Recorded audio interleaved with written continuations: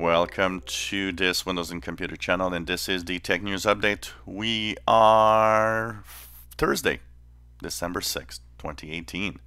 And today, in our Tech News Update, we have Huawei CFO. This is the, I believe, the daughter of the Huawei top hencho there. And basically, it's interesting because she's got arrested here in Canada and facing extradition charges for violating some sanctions, possibly with Iran selling technology when they're not supposed to. So this is the U.S. demanded this, and it's very interesting because now it's creating quite a stir, and China is protesting, and I don't know where this is going to go, but it's interesting, especially when you think that the U.S. government has talked about the fact that that Huawei should not be in any U.S. government agencies. It's going to be interesting to see where this actually goes because wow, it's just kind of a surprising move.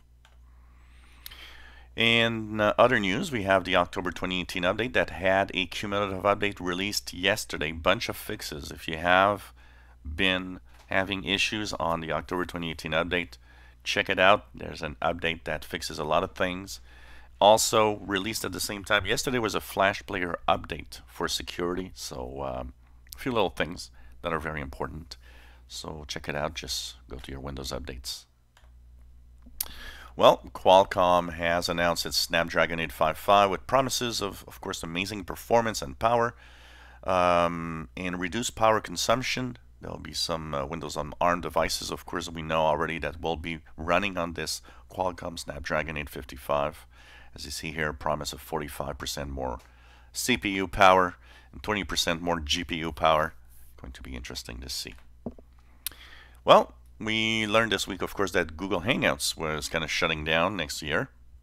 Now we learned also that Google Hello, the messaging app, which is the equivalent, if you want, of the Facebook Messenger, that also, instead of saying hello, it's going to say goodbye. And that will pretty much go away at the same time as the Google Hangouts.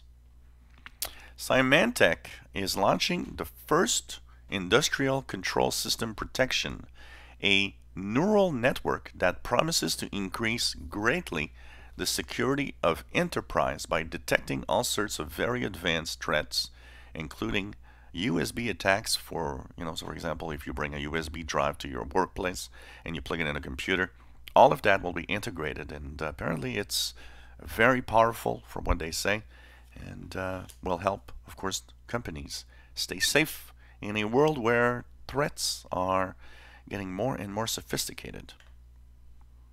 Well, the Quora data breach, pretty interesting story behind it because several security experts have voiced their concerns over this breach. Quora being a questions and answer thing means that a lot of questions were sent and were, of course, answered with very personal things. Gender, maybe, answers about, being gay, or all sorts of very, very personal things that actually, what the experts voice is that a lot of people might actually have this used against them to kind of get money. So it's a very, very special data breach that we've got here. It's not just personal data, it's pretty much your personal life. Cuba is, in the past year, relaxing rules of the internet for its citizens. Well, as most of the world is already thinking of 5G networks, Cuba has decided to relax the rules behind the use of its population for the 3G network. It will be now open to the public for the first time, and kind of showing they're kind of relaxing the news here. The Good, the Bad, and the Ugly is pretty much the good title for what Facebook internal emails were released yesterday, and they just show that it's really, really bad.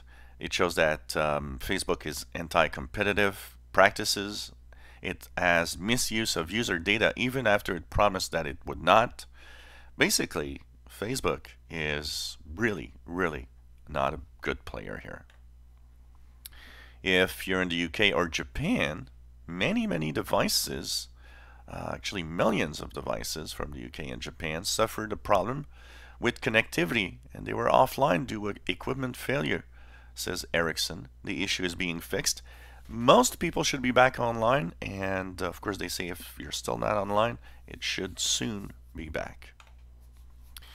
A interesting item from the United States, Ajit Pai has basically buried the latest report of the internet service provider speeds way down in the appendix section of a 762-page report that just basically he put it real far because he wants to make sure nobody sees it.